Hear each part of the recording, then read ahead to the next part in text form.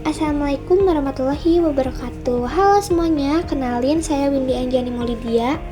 Hari ini saya mau membahas salah satu materi paling keren dan penting di pelajaran matematika peminatan, yaitu turunan.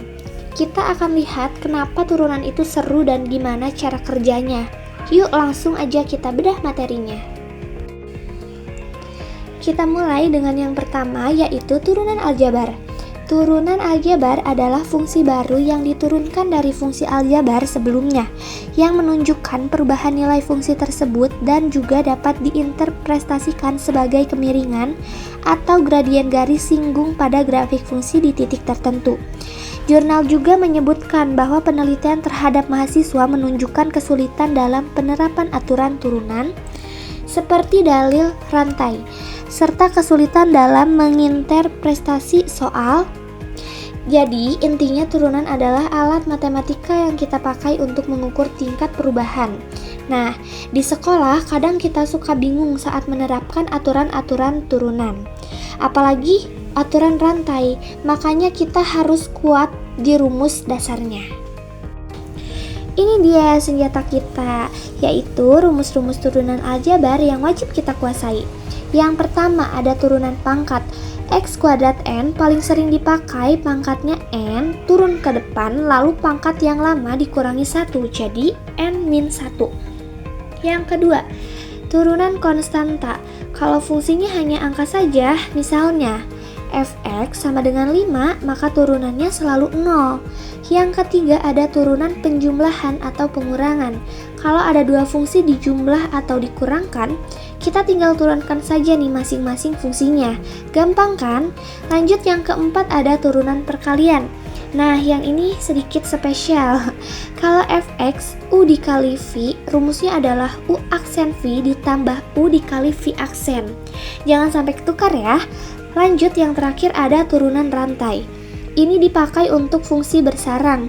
Kita turunkan dulu yang luar, baru kemudian dikalikan dengan turunan yang dalam. Nah, biar nggak bingung, kita coba aja satu contoh soal yang menggunakan aturan perkalian.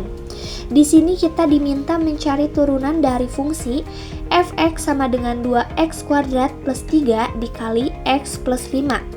Karena ada dua kelompok yang dikalikan, kita harus pakai rumus u aksen v plus u v aksen. Ini dia langkah-langkah penyelesaiannya. Yang pertama, kita identifikasi u dan v terlebih dahulu. U sama dengan 2x kuadrat plus 3. Turunannya u aksen adalah 4x. Dan v sama dengan x plus 5. Turunannya v aksen adalah 1. Yang kedua, kita masukkan nilai ini ke dalam rumus perkalian. F aksen x sama dengan u aksen v ditambah u v aksen. F aksen x sama dengan 4x dikali x plus 5 ditambah 2x kuadrat plus 3 dikali 1. Kita kalikan dan buka kurungnya. F aksen x sama dengan 4x kuadrat ditambah 20x ditambah 2x kuadrat ditambah 3. Terakhir kita sederhanakan. Kita gabungkan 4x kuadrat dan 2x kuadrat. Sehingga kita dapatkan hasil akhirnya yaitu f aksen x sama dengan 6x kuadrat ditambah 20x ditambah 3. Nah, gimana? Gampang kan? Bagian kedua, kita masuk ke materi turunan trigonometri.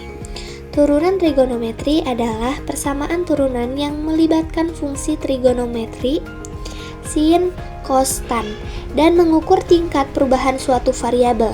Menurut berbagai sumber, turunan ini adalah proses matematis yang diterapkan pada fungsi trigonometri untuk menemukan tingkat perubahannya. Yang penting dalam berbagai perhitungan seperti percepatan gerak melingkar atau analisis gelombang. Intinya, turunan ini mengukur tingkat perubahan sudut atau fungsi periodik. Nah, ini dia 6 rumus wajib hafal untuk turunan trigonometri. Yang pertama, turunan sin x jadi cos x. Yang kedua, turunan cos x jadi min sin x. Ingat, yang diawali C seringkali hasilnya negatif. Yang ketiga, turunan tan X jadi sec kuadrat X. Yang keempat, turunan cot X jadi min cosec kuadrat X. Yang kelima, turunan sec X jadi sec X dikali tan X.